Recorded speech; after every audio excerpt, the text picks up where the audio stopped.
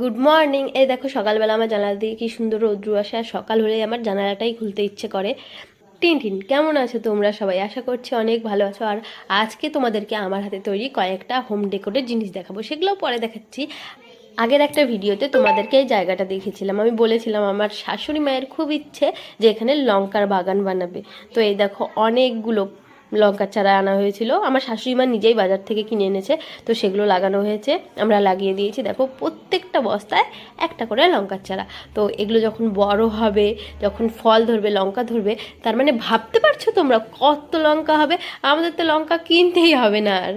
আর এই শুধু দুটো বস্তাতে আমি বলেছিলাম দুটো ফুলের গাছ না কিসের গাছ, আমি হ্যাঁ হ্যাঁ এই ফুলটা হবে হয়তো, কারণ পাতাগুলো এরকমই দেখতে। এই ফুলের গাছটা লাগিয়েছিলাম, দেখছি কুড়িও এসেছে।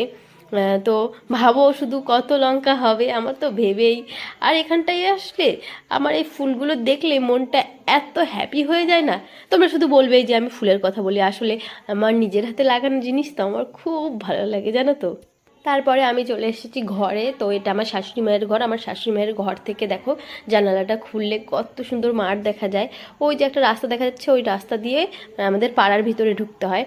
আর এই যে মহারানী ঘুম থেকে উঠে গেছে, ব্রাশ ট্রাশ করিয়ে নিয়ে এসেছি। আর টিভি দেখছে, দেখো টিভি দেখে দেখে নাচছে। ওকে ডিম খাওয়ানোর জন্যে একটা ডিম সিদ্ধ করেছি, সেটা খাবে।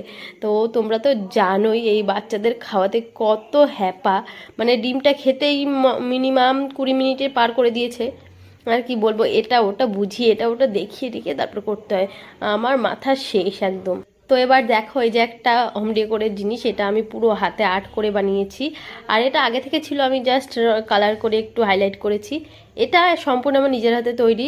এটা কার্ডবোর্ড আর আর পেস্তা বাদামের শেল দিয়ে পুরোটা করেছি। তোমাদের সব থেকে কোনটা বেশি ভালো লাগলো কমেন্টে অবশ্যই জানিও।